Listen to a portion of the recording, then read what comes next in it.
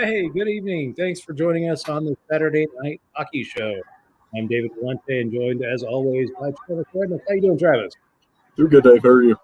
Doing well, man. Been a busy week in the week of hockey. Not too many COVID issues this week, which is good. We got a couple teams, I think, postponements. Dallas had their issues with the snowstorms last week, but looks like everybody's back up and playing. Um, So, one of the big things that happened this week is Montreal dropped two in a row to the Ottawa Senators, dropped basically five in a row right now as we stand. Um, and they fired their head coach, Claude Julien, which was kind of unexpected. I mean, this was kind of I think a wake up call to the organization. Um, you have Claude Julien and assistant coach, I can't remember who it was, but they were relieved of the duties.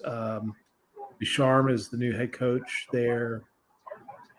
I would think this puts all of their management on the hot seat going through the rest of the season. But Montreal has dropped like a rock in the North Division. But yeah, what are your thoughts on the firing? Does it deserve? I mean, I think that we saw a weird lull in Montreal. As far as they started out like full on cup contention. I mean, they were number. Did they ever hit number one in the North? I think they stayed at number two forever. Yeah, I mean, I think they got number one for a couple days, but mainly have been in that second spot behind Toronto. Last week when we reviewed them, they had fallen off the pace a little bit by probably about 5 points. They're 10 points back now. Yeah, I They're think that falling back. the biggest factor for Montreal to fire Julian, I would think, would be what caused that slide. Mhm. And if it's directly his fault, to get that team so close to contention for a playoff spot, and then for him to make some kind of mistake that would put them back down there, I think that it's a totally deserved firing. But I don't know how much of this you can blame on him. It's a weird circumstance that they would go that hard, that fast, that far down. Sure. So I would like to know what happened, whether it was in the locker room, whether it's player issues, whether their strategy just got stale and everybody decided they need to be a superstar. Julian didn't get a good handle on it. I don't think that a fall could directly be his fault from that far. I just think that there should have been more, probably a little more give for him before they fired him. But they're in playoff contention, or they were. They know that they have the potential to get back up there. Yeah. So I think that right now the big thing is, does Montreal want to make a quick change and stay in that race right now where they've got this easy division compared to what they would normally be in with the East or with the Metro? And I think that it's just a split-second decision. Montreal wants to make the playoffs this year. Julian's the thing that stands between them and doing that. If it's his fault that they dropped, yeah, it's his fault he got fired. It's totally deserved. If it's not his fault, if it is some kind of locker room issue between two or three players and there's just some kind of chemistry imbalance, definitely not. But I understand where they're coming from, wanting to try to stay in playoff contention. Well, I think it definitely puts Mark Bergevin on the hot seat as far as GMs go. He, along with David Poyle, I think it was really just a move to shake things up, which I kind of hate those coaching moves. That's a dramatic shakeup. Yeah, that's a dramatic shakeup of a team that, is underperforming in this stretch of games. And I get that, you lose two to Ottawa, and that kind of makes a case for you to be replaced. But I think I would have given them a little bit of leash to make it up, because I don't think that, going on a 5-game losing streak, even though it's a shorter season, is not something that's going to, is not a death knell on the season for Montreal, especially that started off so hot. And perhaps the fact that they had gotten off to such a hot start to begin with is what kind of, elevated the expectations beyond what they should have been with this club. I will note this is the fun thing. If everything stays the same in this division, Montreal finishes fourth, and Toronto finishes first. I think they play like 5 of the last 6 games against each other in the season, and That's a then they would long go right run. into a 7-game playoff series. Oh my goodness! Can you imagine the level of hate that's going to be just going down that stretch? Especially Montreal will definitely be, if you're in that fourth position, you'll probably be fighting for your playoff lives. So, um, you know, that will be quite an intense group of games that you'll see there between Montreal and Toronto as you head down to the end of the season, and then right into that playoff series. That's what when I saw that the schedule come out, and I saw that as that cluster of games at the end of the season. I was like, man, I hope this is one team finishes first, one team finishes fourth, or one Oh team yeah, where they finish second and third, and they have to play each other in that first round. That would have been, that's two storied franchises. That you couldn't one of get. the best rivalries in the league. Yeah, yeah, absolutely. So, I uh, wonder if they weren't aiming for like a St. Louis coaching change. Like the 18-19 season, whenever or St. Louis. Boston did or Yeah. Boston did the same thing. They ran to the cup. Same thing with Pittsburgh. The last 2 cups that I'm sorry, the the Dan Bilesma Cup. He replaced, was it Claude Julien back then? I think so. Michel, Man, there no, were so many Michel Terry. shuffles. There were so many It shuffles that was season. Michel Terry and that he replaced that year, and took them to the Cup against Detroit and won the Cup that year. And then Bilesma got fired and was replaced by the current coach, and he won the Stanley Cup with them that first season. So sometimes midseason coaching replacements do light a spark under the team. Of course, Craig Berube and St. Louis taking the team that was in dead last in the NHL as late as January 3rd or 4th. Well, they only had like 6 games that they could lose to even be in playoff contention whenever he took over, right? Yeah, It well, was like a weirdly low number. yeah, but I mean they were so far back, and then they just went on a run. Yeah, When run they did. Won a cup. Jordan Bennington came in and just stood on his head for 3 months, or actually probably 5 months, to get him to the cup. But yeah, I mean I don't know what Ducharme is just an interim coach. Berube was brought in from the outside. I think Ducharme was already in Montreal, so I don't know that this is going to be that all that much of a difference in the voice in the room. So let's see. Today we've had 3 games already go final. Calgary beat Ottawa 6-3. Big surprise. Yeah, I mean it was a pretty close game until the end. But Calgary gets the win there. Washington beats the Devils 5-2. Again, Washington jumped out to a 3-0 lead. Devils came back, made it interesting, but the Caps stretched it back out again. And of course, my Buffalo Sabres once again lose to the Philadelphia Flyers 3-0. Brian Elliott. At least they lost to a good team. Yeah, but still, I mean, it's frustrating watching this team. I've got so much to say about them. Yeah. Also, before we get on that, we had the Predators and the Blue Jackets. Yep. Finish Preds 2 to Jackets 1.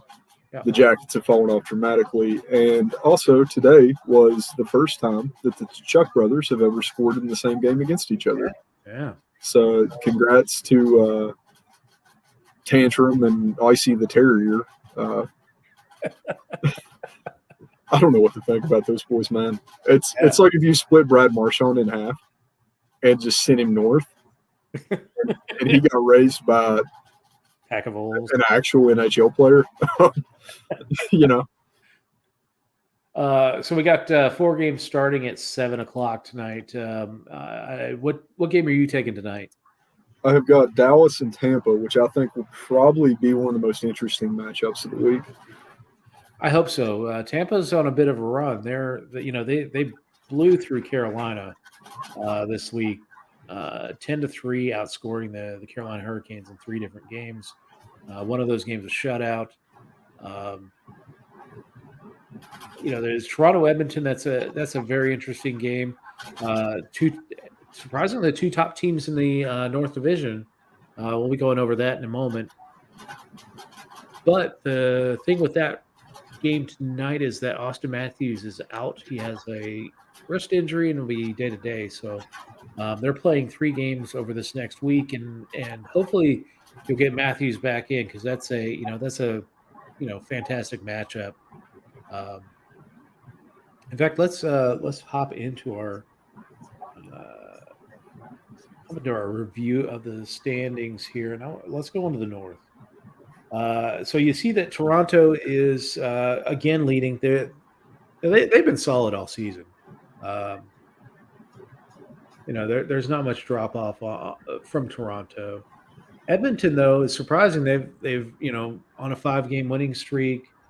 They're McDavid is my hot player of this division. You could almost pencil that in every week if you wanted to. You want to be lazy, but I was just looking at it. He's got 40 points in 22 games.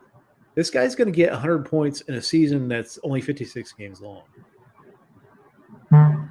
if he stays on this pace. Yeah, I mean, McDavid, what do you say other than McJesus? Yeah, I mean, the kid is a generational talent. Could you imagine this dude playing like when Gretzky was in his prime, with goaltenders that didn't get down on the ice? I mean, the stand-up goaltenders and. Well, yeah, and also if he had guys like Fuhr in net and Curry on his wing and McSorley and Dave Semenko and some of these really phenomenal another line, Yeah, I mean, you just imagine that power play today. Yeah, if you had McDavid, Curry, and Messier. Yeah, that's scary. And I really wonder if in that time he wouldn't have been better than Gretzky. Yeah, but I mean, we have taken our shots at Edmonton this year. I mean, again, I don't trust their defense. Although Darnell Nurse is starting to come around. He's starting to have develop into that player that they thought that when they picked him. Well, who he was last year, because last year he was a phenomenal defenseman. He just had a rough start. Yeah, but he's really coming around. Yuhar, Kyra, they've got some decent backenders. I still don't trust them. I still don't trust their goaltending. Oh yeah. The funniest picture I've seen this week is Paul Harvey with his tongue up his nose. Yeah. Did you see that? No.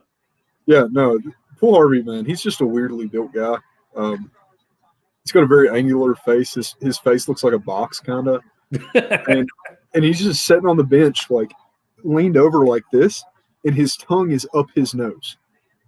Like he can lick into his own nose. So that's about how I feel about Edmonton. They can lick their own nostrils. Wow. That is interesting. Okay. So let's see. What is my not hot team in this division? Well, of course, Montreal. I mean, you get your coach fired. That definitely qualifies you for not being the hot team. A little bit of information. They're 3-5-2 in the last 10. They went from second. They're now fourth, tied with Calgary, although they have 3 games in hand on Calgary at this point. So, yeah, you get your coach fired, and you're not hot. That's for sure. It does say that they're only lost 1, but that's the way that the NHL schedule or the standings maker do it. If you lose 1 in regulation, that's a lost 1. But they've lost 5 in a row with a couple overtime and shootout losses mixed in there, and so it's been a struggle. I think they turn it around, but again, I would have felt more confident about them turning around if Claude Julien was behind the bench rather than a guy that I really haven't heard of. So, yeah, absolutely. My hot for this division is William Nylander. Yeah, he's an extremely underrated forward. He's 7 goals on the season to Matthews 12. I mean, he looks really solid. He's consistent, which is something that you can't find up north at all right now. He's consistently showed up every night, and he's pretty close to a point per game. Actually, he's looking really hot. Although he's like a favorite whipping boy of the Toronto Maple Leafs fan base. Yeah, he's the Brock Besser of Toronto. Yeah. And it's totally unwarranted, man. I would love to see Nylander end up with a team like Winnipeg. I think that he would thrive with something like Scheifele or Blake Wheeler. But I think it was his holdout a couple of years ago that's really soured him on the Toronto fan base. But I don't. That he saw what was going on in Toronto and saw everyone getting money and thought he had earned a paycheck and wanted to hold out for it. He wanted to be the guy that held the bag and not get the money that Marner and Matthews and all those guys were getting. I think that honestly Nylander's worth as much as Marner. Really, for as far as the depth's concerned, he's got to be close, realistically. I don't know. I have Marner having a little bit more of that kind of an intangible that you need in the room over Nylander. Nylander also gets kind of dinged because of his brother being kind of a bust with the Sabres, and they and he's with the Blackhawks, but I don't know. Is it Alex? Alex Nylander, yeah. I mean, he's a good player. I don't begrudge. Yeah, I don't think that the hate that he gets from Toronto is warranted. I understand where it comes from, but if you're going to give me a team to start and those two players to pick from, Nylander and Marner, I'm going Marner every day. I mean, I would pick Marner over Nylander as well. I just think Marner's presence as a wing on that first line is worth about the same as Nylander's presence as a second center. It's different guys in a different. Oh, that's cool. How are y'all? I popped that into the Facebook. If you're watching on Facebook or YouTube, pop a question in and let us know what you're thinking. If you have any comments or questions, just pop it into the chat, and we'll be happy to discuss it. So. Yeah, I just think that it's two guys, two different areas of importance, and they're on the same level in my book. Mm-hmm. My not team for the North by a long shot. I can't hit Ottawa anymore, so it's Vancouver. They have been a continual downhill slide. Holtby has done, if anything, he's had a negative impact instead of just remaining neutral. I don't know what they've done to Besser, but that line can't do anything now. They were looking hot at the start of the year, and they've just fallen off. Yeah. You've got Pedersen and Quinn, who under any other circumstance would be absolute all-star players. They can't even show up to a game anymore. I think it's the demoralization of the team of Vancouver. It's just everybody's in a whack hair attitude, and it shows big time. Yeah, I mean, here's the thing that if you're a Vancouver Canucks fan and you think maybe we can get this turned around, the thing that has to concern you right now is that look at the number of games played. They're at 24. At 28, you are at mid-season in a 56-game season. So you're running out of runway to catch teams. Now, could they catch Montreal? Sure, they're only 4 points back, but they're also a full 5 games in hand for Montreal. So, I mean, that's 10 points out there that Montreal has on top of, what Vancouver has right now. So, and of course, the Barry Melrose, it's only, games in hand only count if you win them. But I like Montreal's chances of making the playoffs a whole lot more than Vancouver's. Oh yeah. Just based on the goaltending alone. But yeah, you're right. Yeah, they're not getting any help from guys like Besser, not getting, Quinn Hughes. I mean, I can't say that Quinn Hughes is the issue there. Uh, Well, Quinn Hughes needs to stop playing attack defenseman. yeah, I mean that's the thing. He does have a ton of points, and I blew him up last week. I said, you got a ton of points, but if you let's say instead of having 20 points in 20 games, have 15 points and play better defense, that'll be a Well, I lot. mean, the coaching staff needs to do something about this because it's been the same thing for 3 weeks. Yeah, It's the I mean, same issue. It's a recurring issue. They can't be honestly, okay with this. if you're any coach in the NHL and you're below where Montreal is at this point, you should be. I mean, Start unless getting you're better. just first year coach and a team that's not expected to go anywhere, I would be updating my resume at this point. Definitely, Willie Desjardins in Vancouver should definitely be doing that because Oh yeah, team is absolutely. just not performing, and it doesn't look like they're listening to their coach at all. Also, a little bit of credit to Calgary. Not a hot, not a not hot. Calgary has turned into an extremely effective offensive team, and I think that if we continue to see them on this upswing, uh, our standings might switch over to Montreal in third if Winnipeg has a bad week, and then Calgary coming up to take that fourth slot, and Winnipeg dropping down to fifth. Yeah, I can see that. I'm not sold on Winnipeg either. I'm not sold on any team in this division except for Toronto. I mean, Yeah, Toronto's the class of the division, and please I mean they've understand shuffled so violently, and how it's how hard it is for me as a Sabres fan to ever say anything positive about Toronto. But yeah, I mean they're the class of this division, and everything between Toronto and Ottawa. It's basically if you week by week, if you just shuffled a deck of cards and flipped them over and laid them out in that order, that's what this division looks like because you don't know what's going to happen. yeah. It's so up and down. All right, let's drop off into the Central. Who do you got as a hot team or player in this division this week? Oh man, it's the only one that can be. Florida go. Yeah. Wow. I think that's yours too, right? Yeah. Well, actually, my hot player is the goaltender for the Florida Panthers, Chris Drieger.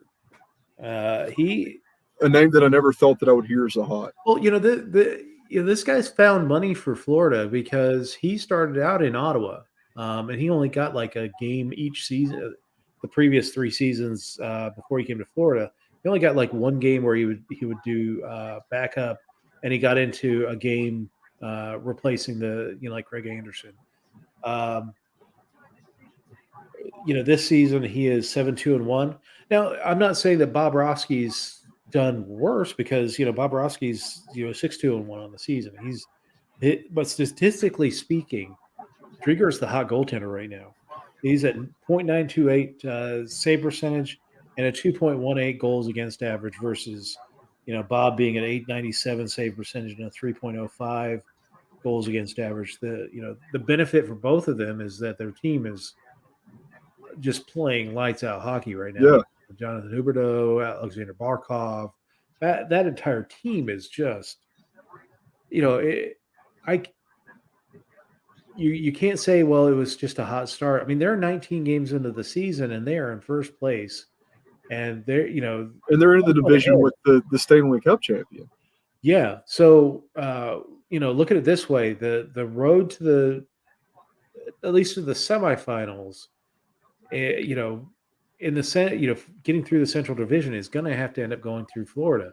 Either Florida or Tampa are going to be in that second round, and you're going to have to go down there and play hockey and try and get past either one of these two teams. And you can't say enough about the influence of Joel Quenneville in Florida.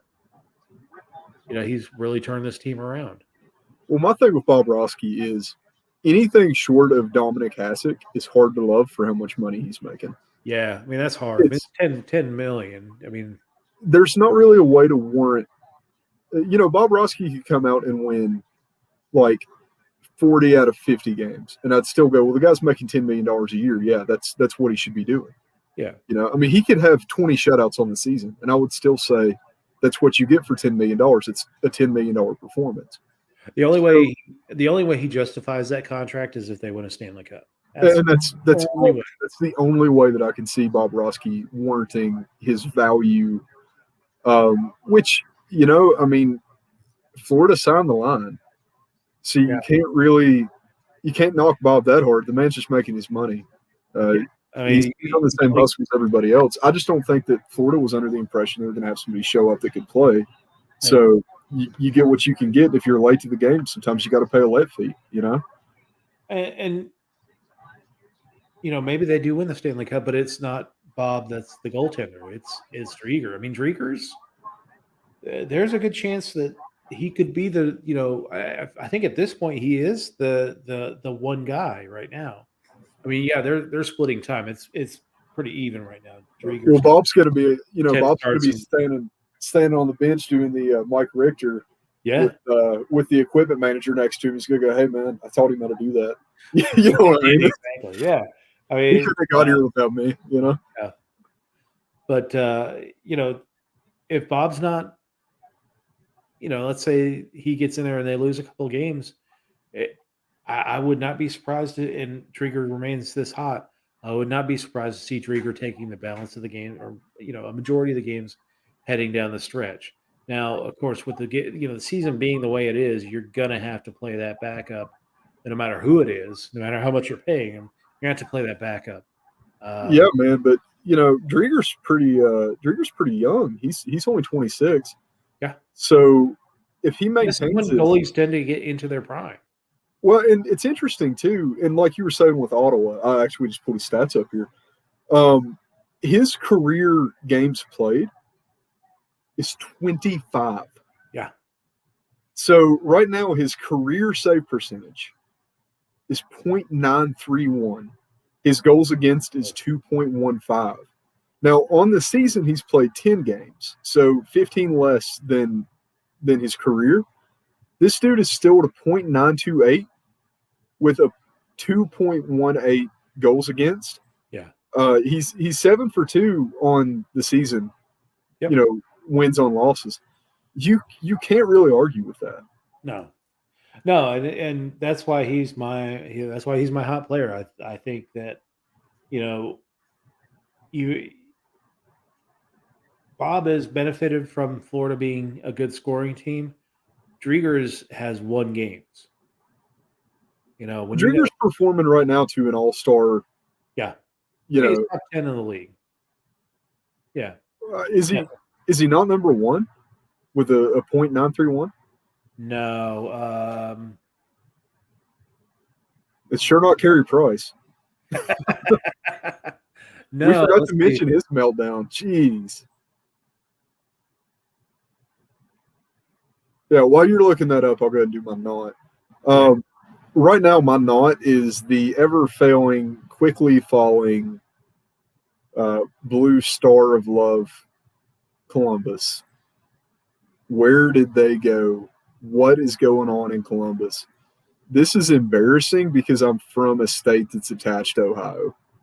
I mean, these guys look terrible. Everything about that team looks terrible. Laine stepped in and acted like he was going to show up, and now he's collecting the check. Tortorella gets redder every game. Yeah, he's going to be burgundy by the end of the season, dude. I don't know what's going on in that locker room. He's just going to spontaneously combust behind the bench. He's not a guy. Well, I don't. Maybe not spontaneously combust because he's not the kind of guy that holds it in. If he held it in, then I would say, yeah, he's going to spontaneously combust behind the bench. But the thing that confuses me about Tortorella is under his coaching, if you look at this team from 2018 and now, they have had so many ups and downs. There is nothing that resembles consistency for the Columbus Blue Jackets. They're, top 3 1 week, and then the next week they're falling in. Like right now they're in 5th. But I mean, you look at the playoff run that Tortorella made with whenever they got Duchesne and they got Bobrovsky and Panarin. It was a great playoff run. They come back the next year. Everybody's like, okay, well, they got rid of those guys, so they're going to suck, and they actually performed to a decent standard. And then mid-season, they dropped off, and then they came back up and made another playoff run. I just would like to see a little bit of consistency out of Columbus, even if it's poor consistency, just so Tortorella can go ahead and get fired.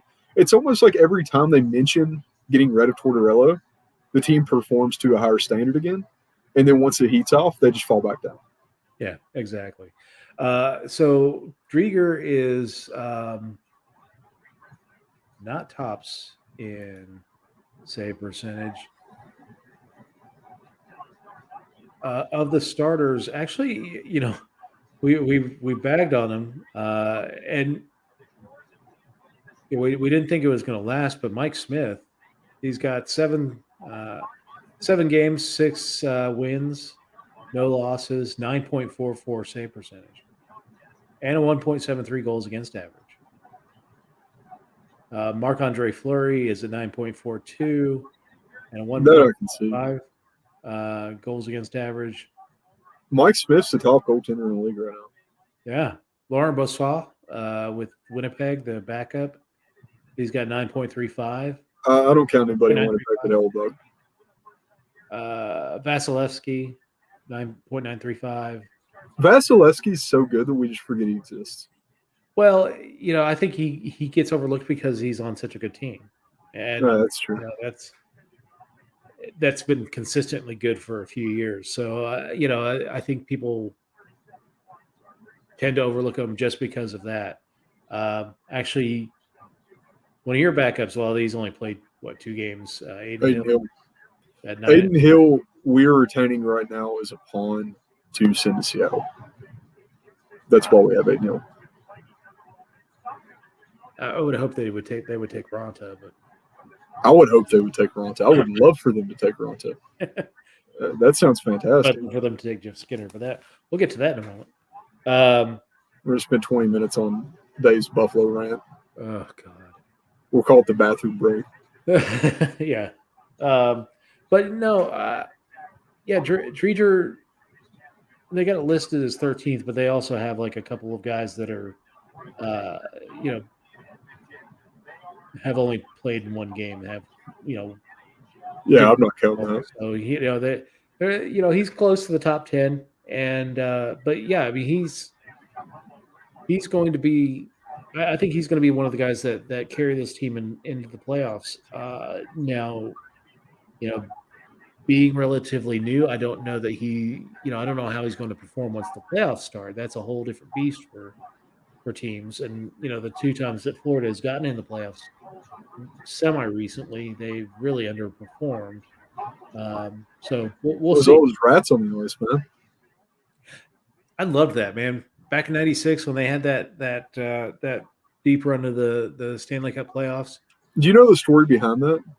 Yeah, it's Scott Millenby slapping a rat. Slapping the rat in the locker room, and everybody thought it was the lucky rat, Yeah. So and he got like 2 goals that game, and so they that became the symbol of the team because they were playing like this decrepit Miami arena, which is I think where the Heat still play before the Sunrise. Yeah. And, it was just a old decrepit arena that had rats coming into the locker room, and he killed one, and that's how it became the symbol. But there were times during that playoff run, like a goal would be scored by a Panthers player, and then like players would just flee the ice because just thousands of these plastic rats would just rain down. I had to say something about doing it because it was causing a delay in the game. It was like having a hat trick every goal scored. Well, it's like Detroit and the octopus. This would be the weirdest tradition ever. Or Nashville and the catfish. Well, there was a Russian player. It actually may have been Konstantinov that played for Detroit that actually liked octopus and would have them put them on ice for him while he was playing. Gross. And would take them home and eat them. Ew. Random. Dude, he's a Russian. Well, but I mean, the guys spit on the ice all the time. The ice is not just water. I can't remember exactly what else they've got in the ice to that helps keep it frozen and keep again. It's a Russian. If you ever went into a bottle of Vladimir. Well, so this is it's not just vodka. Well, for my college days, I did a degree in international affairs, and one of my concentration areas was post-communist Europe. And my professor had worked at the Soviet embassy or the U.S. embassy in the Soviet Union for a while, and during the transition over to just the Russian Federation. After the fall of the Soviet Union in the Russian Federation, he was working at the embassy. He was going to work one day, and this guy in front of him in his car hops out and runs over to this vending machine, and the vending machines in Moscow had vodka in them. So he like cracks this can of vodka, slams it, gets back in his car, and drives off to work. Um, they're talking about how the Russian Air Force had issues for a while because the pilots were making hooch off of jet fuel because Man, getting paid. in Russia, unless it's 10% alcohol, it's not considered alcohol. Yeah, So, like American beer no, is not alcohol in Russia. no. My favorite drunken experience with involving the military that I've ever had was I was a Civil Air Patrol whenever I was like 14, and they would let us flag down helicopters and land planes and stuff as kind of like a air marshal or not air marshal, a flight marshal, whatever, the flag boy at the end of the runway that tries to not get hit by the plane. And I got to wave down a Coast Guard helicopter that was stopping over to refuel. And this pilot got out with a bottle of Jack and a cigar. 100% swear to God. Coast Guard pilot, gray 3-day beard, buzz cut, gets out, throws on a Texas Rangers ball cap, says, "Don't you tell me how to land, boy. I've been doing this since 20 years before you was born, man. I'm from Texas." And he just walks into the airport. Assuming he takes a leak, comes back out. They've got the helicopter refilled in 20 minutes and he leaves. Never saw him again. Wow. That was a weird sidebar. I'm sorry. No, that's all good. It's all good. All right. Let's go to the East Division. Who do you got as a hot player in the East? Hot in the East. Man, I'm going to say Philly. I'm just going to say the entire team. I'm loving Philly right now. I said it at the start of the year. Philly is probably my Eastern pick for number one into playoffs. Philly's getting it together. They're getting it together quick. They're going to go far. I really like this team. Yeah. So for me, this is my first time. My hot and not players are on the same team. Oh. And play the same position. Oh. And it's the same team. It's Philadelphia. Brian Elliott is my hot player in this division. He's taken the last two games ever since they came back from Lake Tahoe. This season, he's at .931 save percentage and 2.03 goals against average. He is, I think, 5-0 this season, 5-1, something like that. And put that up against Carter Hart, who is my not hot player. He got shelled in that Lake Tahoe game, and granted, they were without a lot of players in that game, but he did not look good. But I think with Carter Hart, we have to remember, yes, he was a rookie phenom. He's like 20. He is. I mean, he's still nowhere close to his prime, and he's inconsistent because he doesn't know how to play against other teams. Yeah. Well, so he's 5-3-3 on the season, which is not horrible, but Brian Elliott, I was stunned they brought Brian Elliott back this year. I was not expecting them to bring Brian Elliott back. I thought they would have brought someone else in. But Brian Elliott, he's older than dirt, but of course, today he has a shutout against my Sabres. Yeah, that's a he big owns the Sabres. I mean, shutting out the Sabres is a huge deal, right? My God. But no, forget Terry and Kim Pagula. He owns the Sabres. In his career, he's 15-2-2. So in 19 games, he's failed to get a point in 2 games. He's got 2 shutouts this season, both against the Sabres. I don't know. I mean, if I'm Ralph Kruger, the coach of the Sabres, first thing I do is, bring up some guy who's like 6'10" and 350 pounds and just say, dive bomb the goaltender. Just run him. I don't give a shit. Just run him. But let me talk for a moment about my Buffalo Sabres. Oh no.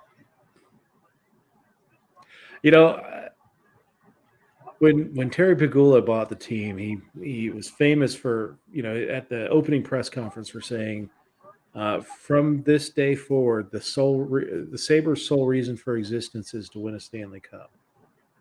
I misunderstood him at that point because I thought that the sole reason for existence for the Sabres was to win a Stanley Cup.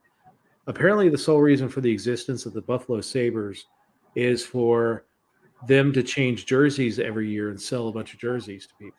That's the only thing that the Buffalo Sabres have been consistent in doing over the last 10 years. Well, they can't sell tickets. So.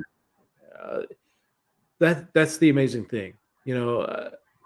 Buffalo's got a well-earned reputation for having a very hearty fan base. They went through almost 20 years without playoffs for the Bills. There are 10 years for the Sabres. It's not going to end this season, clearly. Linus Ullmark has he's injured. He's out for a month. He was kind of the only he was a decent goaltender. He's not great, but he's decent goaltender. Now we're stuck with Carter Hutton, who basically, if it's not a beach ball, he's not stopping it. And he'll probably let a few beach balls in too. Hutton didn't have a bad game today. The team is just a mess. Jack Eichel's injured, has I think an ankle injury. He's been out the last couple games. You lost Ullmark. Ristolainen came back today for the first time since the COVID outbreak. He had really bad COVID symptoms. He said he was so bad at one point that when he was walking up the stairs, it felt like his heart was cracking. He's probably had the worst symptoms of anybody in the NHL when it comes to COVID. But it was good to see him back today. But this team is hopeless, and they're, I think Bleacher Report or a couple of podcasts have come out and talked about how moribund this entire franchise is. How just it's the city. It's the city was thing. Well, it's not the city. I mean, and the ownership. I lay this squarely at the feet of the ownership. I mean, they bought the Buffalo Sabres. That was their entry into this market, was buying the Buffalo Sabres. And then, when Ralph Wilson died, they bought the Buffalo Bills. And they've clearly kind of just forgotten the Buffalo Sabres. Their entire focus is really on the Buffalo Bills. And it was kind of evident when they did the 50th anniversary, and they're doing fan events where alumni are coming out in misspelled jerseys, like Dave Andreychuk. And granted, Andreychuk is not the easiest name to spell. And not Luke Robitaille. No, but doesn't he have a banner? What's that? Doesn't he have a banner? You can just look up and read the name off the banner, Well, spell check. I mean, just the simple things. And then they sent like Danny Gare and a couple other alumni out at another alumni event, and they were using like knockoff jerseys, which, hey, I buy knockoff jerseys. That's great. But these guys also don't own an NHL team. Yeah. You don't own the rights to make the jersey. Holy cow. I mean, why are you guys scrimping on an alumni event? It blows my mind. And really the Sabres have just been an afterthought for Kerry and Tim Pegula. Really, to me, Terry Pegula is a huckster.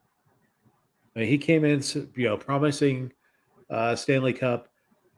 In his entire reign in Buffalo, he was in the playoffs once, and I was at the very first when he first took over the team, and that was basically Tom Golisano's team. Yeah, whenever it wasn't his fault. Yeah, and then after that, they decided to blow it up. They decided to get rid of the core at that time. So like your Tyler Ennis and Tyler Myers and Ryan Miller, ship those guys off and tank and try and get they tried to get Connor McDavid. They lost out on that. Got Jack Eichel. Now they're completely wasting the entire their entire time with Jack Eichel just stuck in neutral. Actually stuck in reverse. For me, the Buffalo Sabres are just a tire fire. Um, if somebody offered me, they said, Uh-oh. you know what? We got to fight. Oh, who's We got Patrick Maroon and some guy that I've never heard of for Dallas, Oleskick. He looks like he can fight. I wouldn't mess with that guy. And he is running Maroon around the ice. Maroon, big rights. He's holding. Let's see, Oleskick's got him a quarter mile away and is just hammering on him right now. Maroon has no chance in this one. Yeah, Patty's just giving up. If nothing else for punch count, this one's going to have a clear winner, I'd say. It's like 3-1 right now. I don't know. Maroon's getting some good ones in. And they hug up. Tap off. That's the end of it. So Dallas, if nothing else, has won one thing tonight.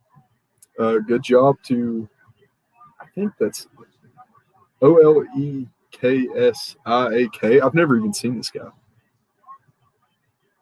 Dave, you muted.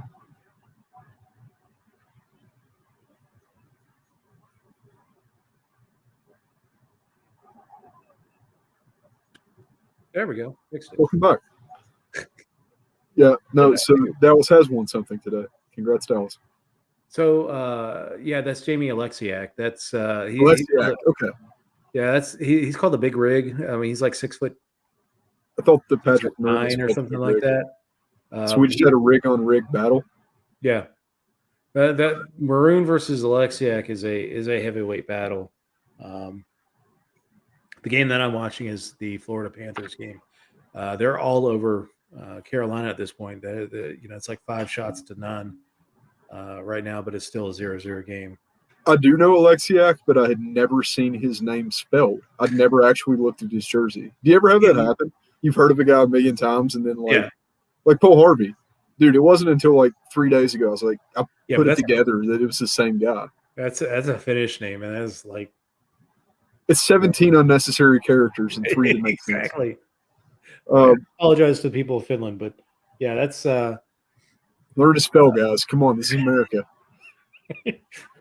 Speak American, damn it. I'm just absolutely frustrated by the Sabres once again, just drifting off into not even mediocrity. Mediocrity be an improvement. I'm tired of the ownership. I'm tired of everything that they've done. If somebody said, you know what, we're going to take the Buffalo Sabres, we're going to ship them off to Seattle, and you guys get the expansion team. Oh yeah, I would jump at that in a heartbeat. Dude, I don't know. I can only think of 2 or 3 teams in the league that wouldn't be a good deal for. Just to get that franchise out of the city, because it's really frustrating. Buffalo has so many big pieces, though. That's the confusing part about Buffalo. But they've got several big contracts. But they do have Jack Eichel. They do have Rasmus Dahlin, who Dahlin's started to look a little bit better. He was looking really dicey at the beginning of the season. He's looking better. Ristolainen's, been better this season when he's not damn near dead of COVID.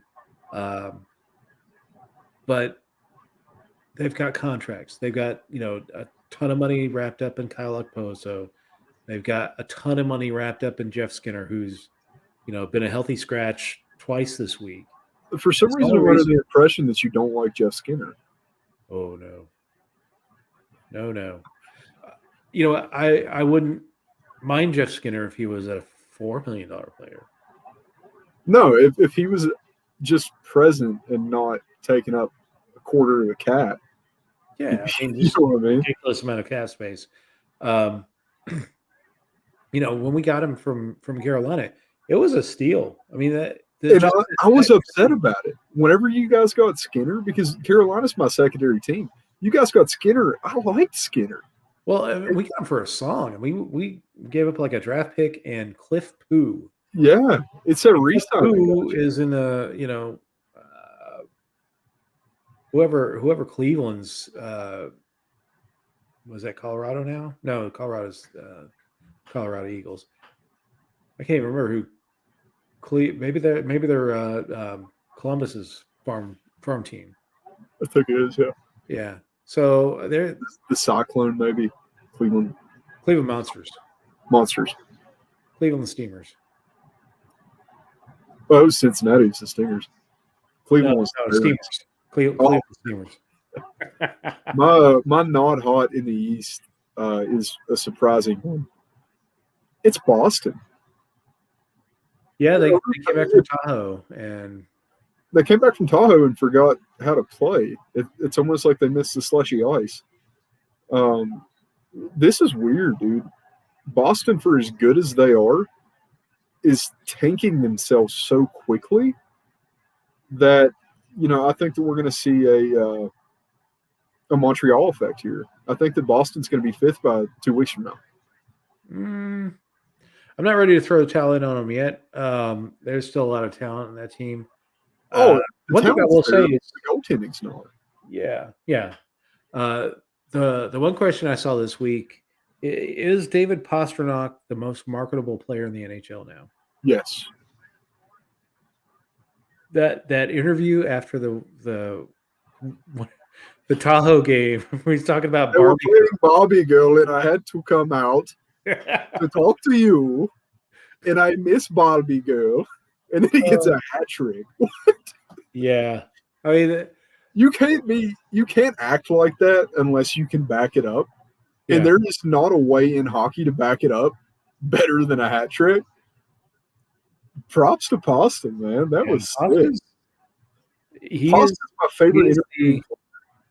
I think he's the face of the NHL now. Moving forward, I mean, you still have Ovechkin, being the entertaining face, but Pasternak's that those Dunkin' ads that they do, for a guy whose native language is not English, still has a very heavy accent, but still just it's the perfect accent too, because you can understand him, but it's still entertaining to listen to him. Yeah, but he's really funny. I think he's taken the commercial world by storm. I fully expect him to be kind of that face of the NHL as it moves on. I had discussed with you is there was a report that the new TV contract is going to have a heavy ESPN presence. Yes, which means the best possible thing for the NHL. Those really funny short ESPN commercials. You remember those? Oh, this is it. Where they used to do the like 10-second ESPN, yes. This is us ad, and it was always like The Office, and it was like Marshawn Lynch beating up a copier, or Tom Brady selling polo shirts, just something weird. Yeah. One of my favorite ones was a hockey one back in the day when they had, they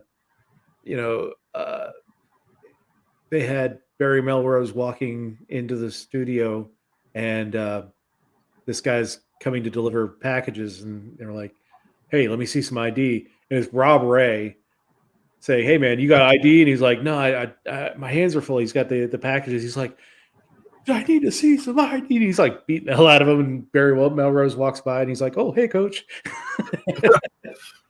Man, I miss Tony Twist and Rob Ray. Those two are the best. Yeah. Tony Twist was such a good fighter. Here's a fun fact about Tony Twist. The comic book Spawn. Yeah. One of the villains in Spawn is Antonio Twist. And it is 100% based off of Tony Twist. Nice. That's where they came up with the character, was Tony Twist. Twist. I don't know if he still does, but he used to do radio for St. Louis. I lived in St. Louis for a year, and he did radio for them. And he would like sing their ads, like the Budweiser ads. He would like sing the jingle of the Budweiser ads when he was. And I guess they got in trouble for doing that. But he's a complete character. I love Tony Twist. But yeah, I think getting back on ESPN, it could go one or two ways. I mean, the thing with the NHL when it was on ESPN, it was always relegated to like ESPN2, and it was always like Detroit and Colorado. Like that was, Yeah. Unless your team was playing Detroit or Colorado, you would never see your team on ESPN. Well, and I wonder with ESPN, I think that the biggest factor is going to be, is ESPN going to put, and this is a weird thing, I feel like college football is going down. People are losing interest in college football. I don't know if it's just this year, maybe, the way that everything's been so wacky, all the rescheduled last-second games and stuff. But if college football retains their position with ESPN as being higher than the NHL, I don't think it's going to work out very well. Yeah, I mean it's hard. I'm a massive college football fan. So, in fact, my team started their season as because they're an FCS team. They started they're doing spring football this year, so they started their season today, and I'm all about it. Does that mean they play in a church gymnasium and on the south side, or No, they're a Division I school. It's a 38,000 person school. It's just they're not in that. They're not in the same division as Alabama or anybody like that. right? Yeah. So like to us, the local schools that are on that same level would be like James Madison University. There's no real team. Marshall. Marshall used to be. Oh, that's right. They got bumped up. Yeah, they bumped up to the football bowl subdivision. But yeah, I don't know. I don't see college football falling off. I think college football, once we get past the COVID, and you have part of the thing with college football that we missed this year is it's such a wild fan interactive experience. You got the that's why Barstool flashed onto it so hard. Yeah. And this year you missed a lot of that. I think once we get past the whole COVID thing, people are going to get back into college football because you have the tailgates, you have the pageantry, all that fun stuff. Plus the schedule will be stable. Your team's going to be playing this weekend, not get up to Friday and then all of a sudden they have to cancel the game. I want to see Barstool get their own sports network and exclusively have college football.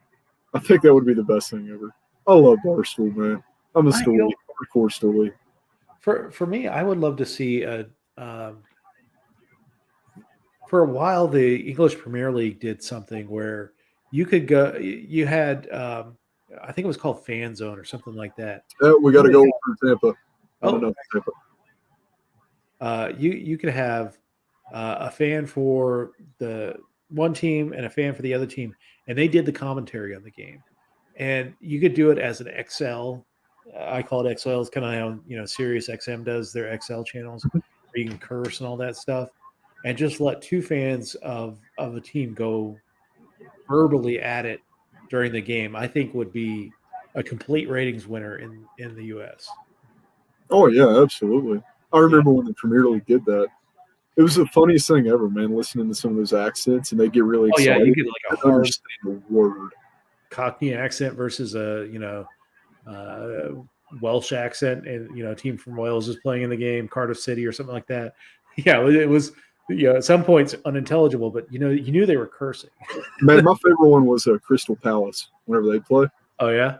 Dude, it was rough. You get like and. That was the only word you can understand. It was and, Yeah, but anyway, let's hit the Western Division. Who's your hot team here or player? Hot is going to be actually the second time. I don't know why I like this guy so much. Burakovsky, Andre Burakovsky for Yeah. Colorado.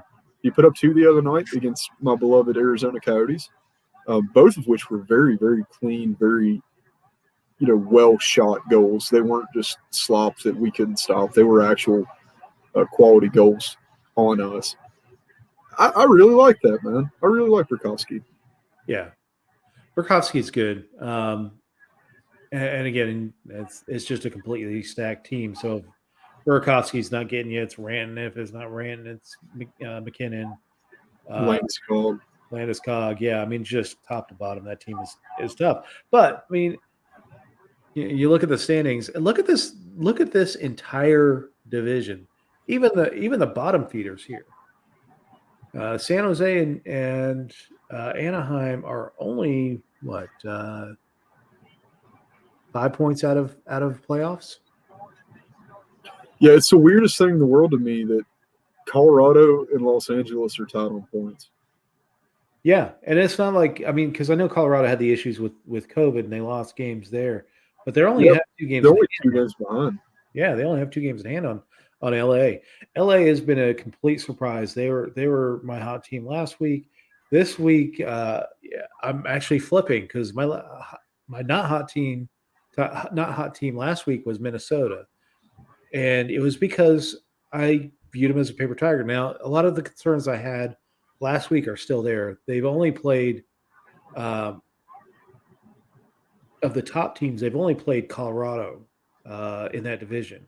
Most of their schedule has been LA, San Jose, Anaheim, and they've kind of feasted on those teams. And then they really showed up against Colorado. And then they dropped 7-2. Colorado. Yeah, they 6-2 win on against Colorado. Wednesday or Thursday night? So granted, I think McCarr was out, which that's not a 4-point deficit to miss one defenseman. No. It was a close game until the third, and they really broke it open. But Minnesota's got a good team. Again, I'm still very hesitant to say, they're going to be in the playoffs 100%. Again, with all the teams, I mean, they're tied. They're 1 point behind Vegas. Only Vegas has a game in hand on them. But they got hit by COVID, so they've lost a few games. They're only 17 games into the season. But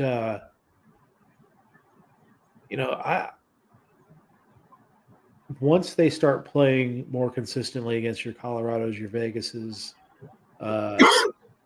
St. Louis, then I'll start to get a better feel for how Minnesota is gonna be. But if they do what they did against Colorado, they're in a solid position.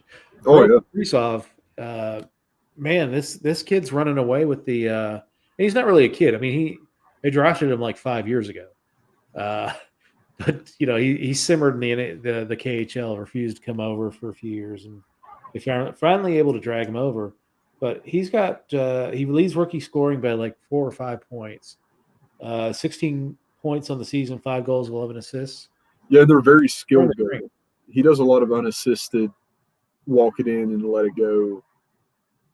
He doesn't need backup. Serves a drink there, but he's even getting guys like Parise scoring and Suter scoring, which, surprise, because they're ancient and Grandpa gets one last jump. Yeah. So I'm happy to turn it around on them, but again, I'm waiting for them to go through through some more significant teams. The teams I think that are going to be in the playoff position as we go forward, like Vegas, St. Louis, Colorado. They haven't really even played Arizona yet, so we'll see. We're such a threat. Yeah, you are. Yeah. You see, you're down at 6th place, but you're tied on points with third, with 4th, so and 1 point behind 3rd. You have a good weekend, you could be in 1st place in this division. So well, that's the league this year, man. Yeah, but this is the closest division, top to bottom. It's just so volatile, though. Yeah, I mean, everything just knocks itself off kilter, twice a week. Yeah, but this was the division that I felt the most confident in knowing who is going to finish first and second in this division at least. I thought that they would establish dominance right out the gate. And maybe it's because of the COVID games that they've lost, both Vegas and Colorado, but that they haven't really jumped out further ahead. But we play Colorado tonight at 9. Yeah, that'll be a good game. I think that it's a long shot, but I think that Arizona's going to beat them 3-2 tonight. All right. I think that Arizona's going to come back in and kind of knock on the door a little bit and see what happens. And then my not hot player in this division is Adam Henrique. He's been with Anaheim for a couple of years. They got him from the Devils in a trade a couple seasons ago. Signed him to a nice $5.85 million contract all the way through the 2024 season. This week they had to put him on waivers. He's 16 games into this season, or played in 16 games this season. Only has 3 goals and an assist, and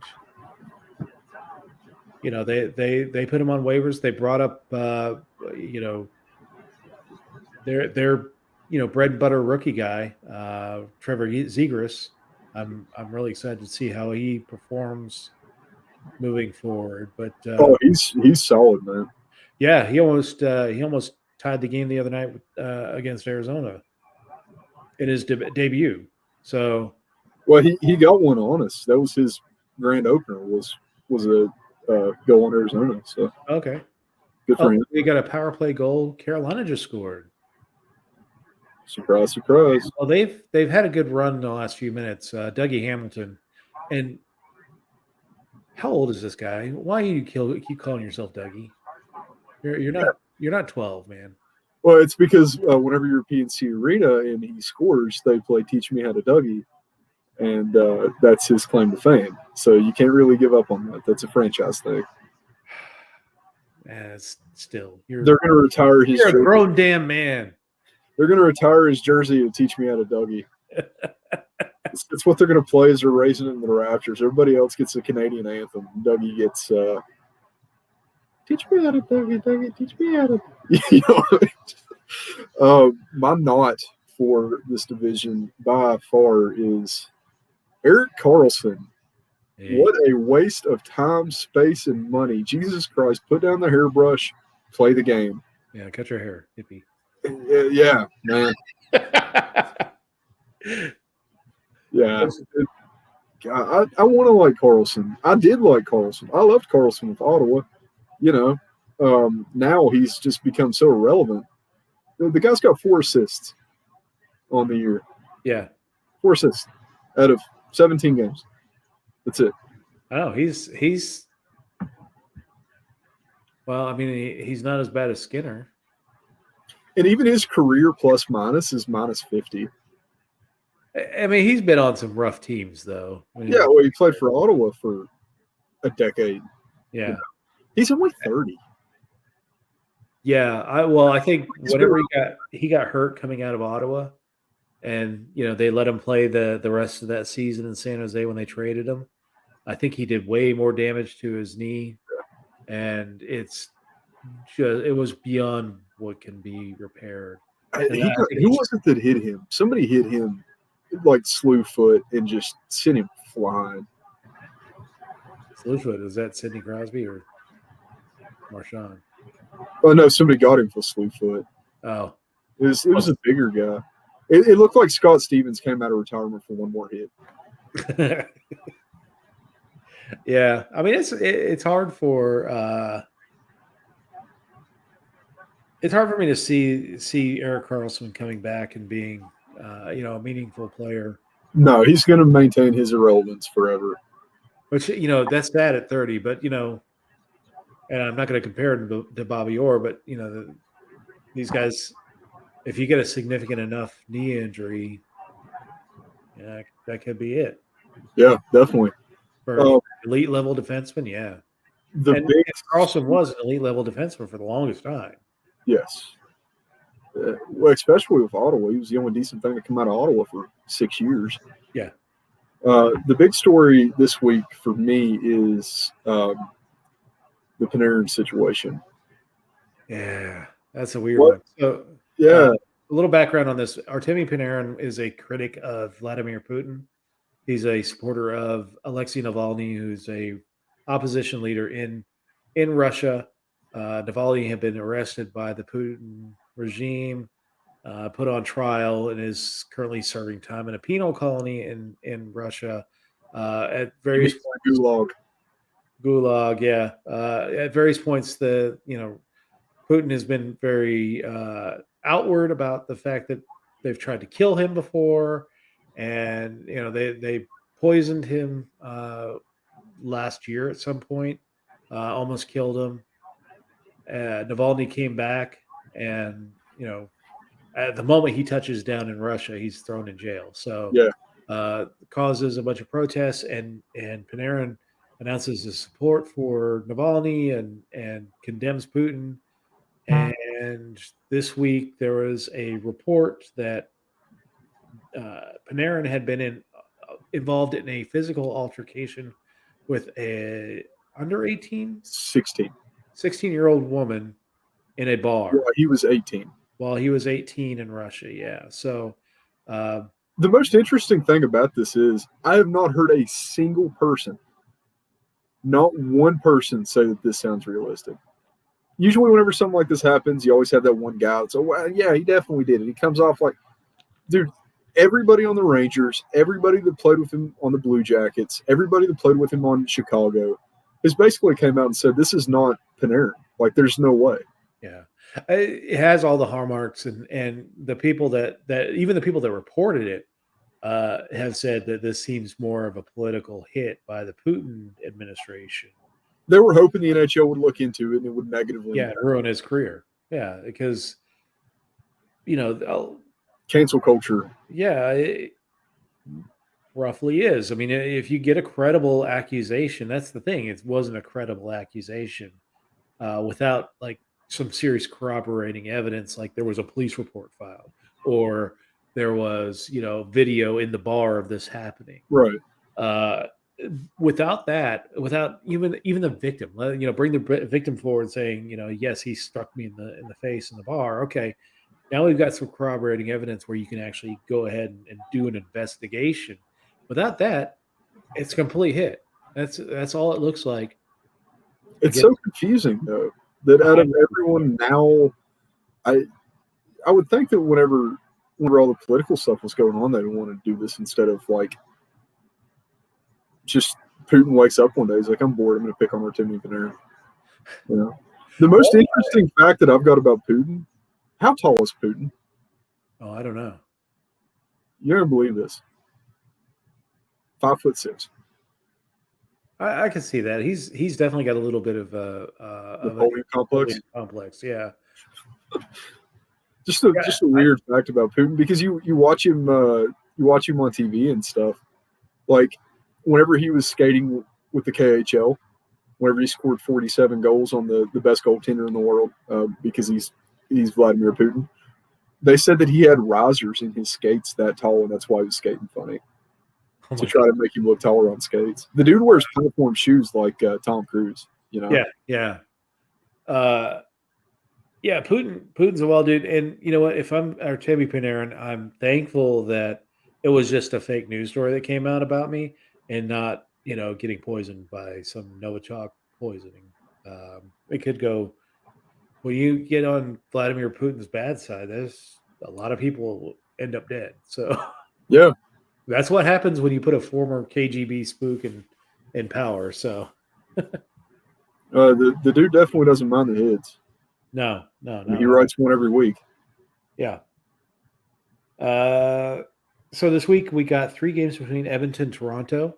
I'm all for that. I hope this is a good series between these two teams because they're the top 2 teams in the North Division.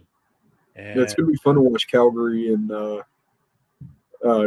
Montreal sneak back up while Toronto and Edmonton are beating the crap out of each other.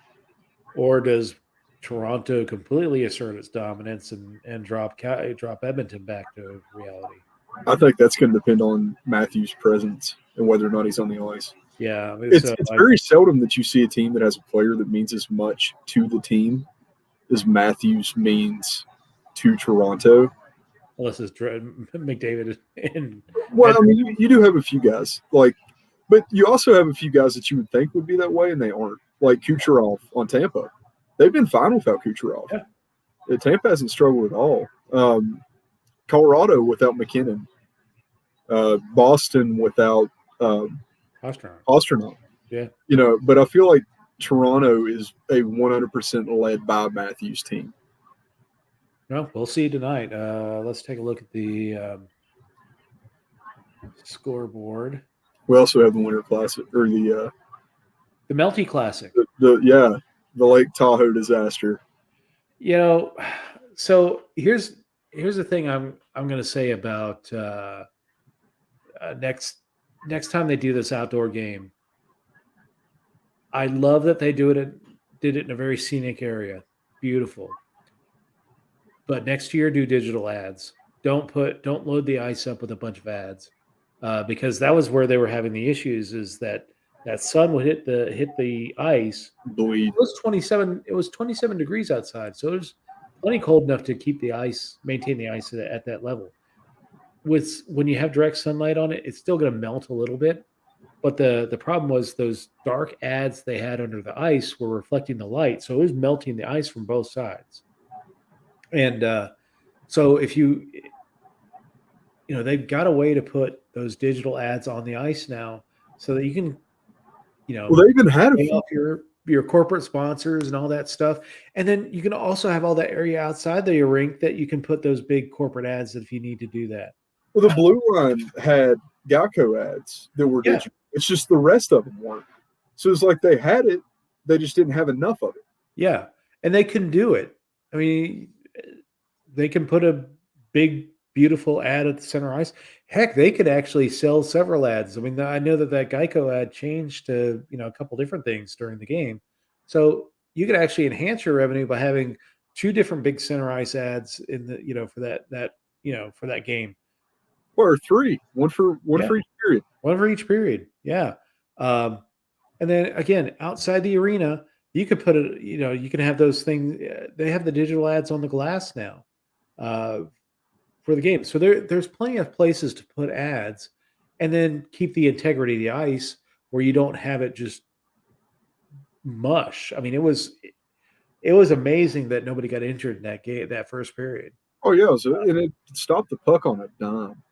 Yeah. As soon as it hit the block, it was just players, refs were tripping. I mean, it was not a. And then the second game, my whole problem, execution. Yeah, my whole problem with the second game, you wanted to have a little bit of sunlight to begin the game, but you put a team, basically any player that was looking down in that direction, the sun is right there, of the glass. Like, that was completely dangerous. That was a dumb move.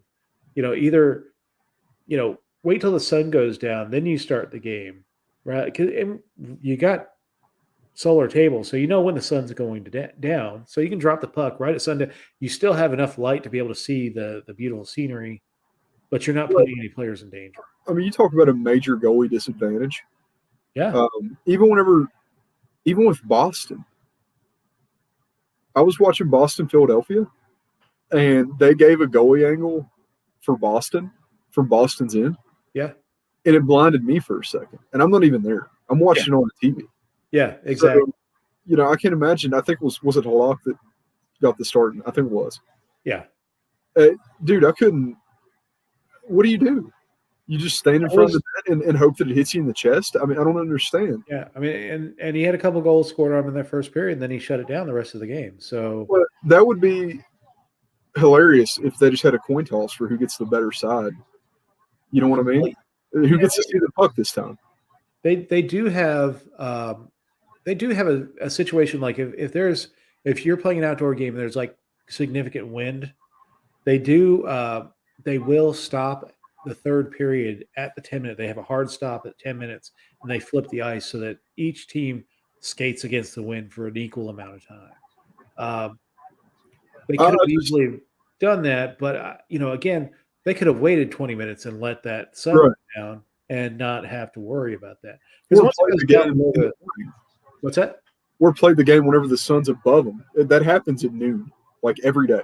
Like you know what I mean?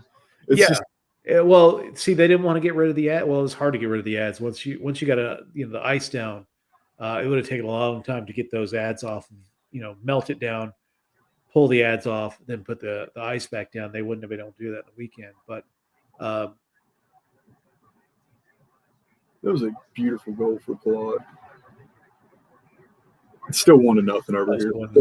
But that was a sick goal. Nice. It was a beauty. But so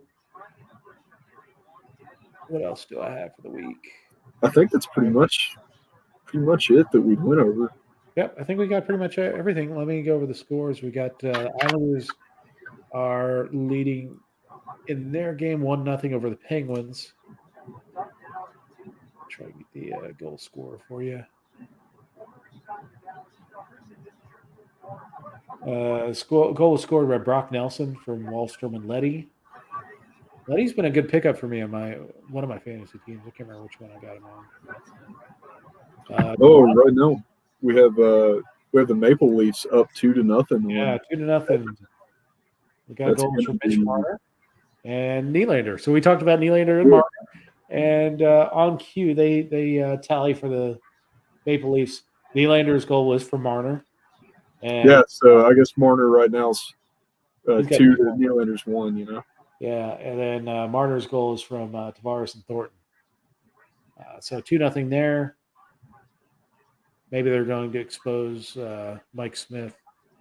Dude, Vincent Trocheck is probably the best pickup that I got this year on fantasy. Him and Burkowski were both super late picks. I guess everybody thought that Trocheck was not going to perform. Well, the problem is Trocheck is he's always injured. He's done fine this year. I was just going to play him until we broke and then drop him. But I mean, if he holds this, dude, he's looking really hot. Yeah. So he got the power play goal for the Hurricanes. They're still up 1-0 at the end of the first. So these 7:00 games are now rolling into the intermissions. And Palat got a unassisted power play goal off the faceoff in the first 2 seconds of the power play. It was a right circle power play faceoff. Palat got it, gone. Nice. So later games starting at 8:00. We've got Detroit and Chicago at 8:00. LA and Minnesota starting at 8:00. 9:00 is the Avalanche and the Coyotes. 10:00 is the Golden Knights and the Ducks. And the late Hockey Night in Canada game is Winnipeg and Montreal. It starts at 10:00, and 10:30. The late game on the coast is St. Louis and the San Jose Sharks. So that's the night in hockey for us. I think that Montreal and Winnipeg is going to be a fantastic game. I hope so, at least for Montreal's sake. Oh, talk about your jersey. I got the 2018 Arizona Veterans Day. Very nice. That took me forever to find. I'm looking for the 2017. If anybody knows where a 52 2017 Arizona, what are the odds? But always look on eBay for your old jerseys. They're just hard to find jersey. Like that 2019, the other Veterans Day I've got. Yeah. It took me a year before I could find it again. And the NHL store got them back in stock. It's crazy. Okay. There you go. I am wearing this week was the 41st anniversary of the Miracle on Ice. U.S. beating the Soviet Union in the 1980 Olympics. That day I was almost 7 years old. My dad didn't like me watching hockey because, remember back in the late 70s, this is the slap shot, Broad Street Bullies. He didn't like the fighting in hockey. Fort Gillies. Yeah, he didn't like the violence in hockey. So he didn't really want me to watch hockey. And remember that in 1980, the Olympics, this game wasn't shown live on TV. It was played in the afternoon. I think the Russia was such a heavy pick to win the game they didn't even bother to. They didn't want to see us get. Yeah, they didn't want to see us get slaughtered on live television. Because they, we played a couple weeks earlier in an exhibition and just got wiped all over the ice at Madison Square Garden. So, people knew that the United States had won, but it was such a big, big thing. Like my parents had a party; they brought over people, and I was allowed to watch hockey for the first time. And I watched, basically the only time I was ever, allowed to watch hockey was like the Olympics because they didn't fight. And it was a big thing, and people were crying after the game. It was completely crazy. Patriotic. Yeah, it was patriotic. People loved it. Well, another cool one. This is my 1980 hockey jersey, USA. Whenever Russia played the Broad Street Bullies, I think that everyone's forgot about that game. Have you heard about that? Oh, they refused to come out after the first period? Yeah, because of one guy. One guy terrorized the entire Russian team, and that is my hero, the Hebrew Hammer, Dave Schultz. Dave the Hammer Schultz. Hell yeah, man. Went on to become a professional wrestler. Still lives in Philadelphia, and I got to meet him at his house in Pennypack. Oh, nice. Whenever my ex and me walked up to his front door and I knocked on it, and he answered, and I said, "Mr. Schultz, will you sign my shirt?" And he said, "No." And then he opened the door back up and said, "Hey kid, got $20." So, wow, true to Philadelphia tradition. Yeah. I got excited by a man whose autograph is worth more than my name. There you go, man. I love. I look back on, I wasn't able to watch those games, but you watch Slapshot, you watch all the old highlights of the league as it was back then. Yeah, in a lot of ways, it was ridiculous. It did kind of get that almost pro wrestling feel to it. It got a reputation for a reason. That didn't come out of nowhere. Yeah, so I mean, but I liked that. I mean, it was a cartoon element. It was kind of over the top, but you can't, that there was genuine anger back then. So, yeah, they were allowed to express it in a physical way. How else do you say it? I mean, it's hard to say, now because you see what's happening to players that did kind of leave that lifestyle, are having issues. I don't anticipate it ever coming back, but I will say that I think that we're going to see a permanent realignment of the divisions, and I think we're going to see these divisions still have a very heavy imbalance schedule where they're playing those divisions because people are entertained by that. They feel very strongly about the entertainment value they're getting from these games, especially as they're playing 2 or 3 games. I think that's something you're going to see as well. Is they're going to play more of a series style of games, like 2 or 3 games in a row, rather than play one here, play one there, play one there. You're going to see, it's almost like baseball. You're going to have Toronto in town for 4. Well, my game of the year so far still, for one reason, was that Rangers Boston game. Oh, for the fight? For that Brendan Lemieux fight. That's the closest thing to a like Darcy Tucker fight that we've got in 10 years. Yeah. I mean, and honestly, man, if they can hold that, I want to call it grudge, that energy that game had, if we see that again, Boston and New York will become my favorite game to watch just because we have the chance of that happening again. Well, the true square up, space out, and bring it in fight style that you saw these guys have.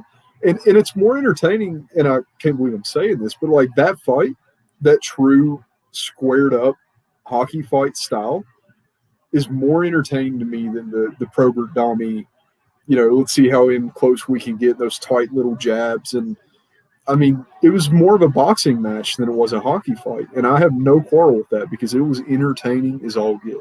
Yep. No, and I anticipate like when you see Toronto and Montreal face off a ton of times towards the end of the season, where the playoffs are on the line, or seeding within in the playoffs are on the line, you're going to see a lot more fire and a lot. You're probably going to see a fight or two generated off of that. Just generated off of I'm sick of seeing this asshole's face and I want to punch it. Well, one that I'm really looking forward to, is a little bit later in the season where we've got more Colorado Vegas action. Yeah, it's going to be Kadri and oh man, what's his name? He's Reeves. Love to watch Reeves fight. Love to watch him. Him and Sharks owes a bunch of money. Thank you. You're very, very helpful. Well, I remember Vander Kane. Money phone. Oh, money phone. Those are two guys that are great to watch fight too, but I don't think that they'll really come to blows. But Kadri and why can I not remember this guy's name from Vegas? Reeves, Ron Reeves. Yeah, that's going to be a fun one.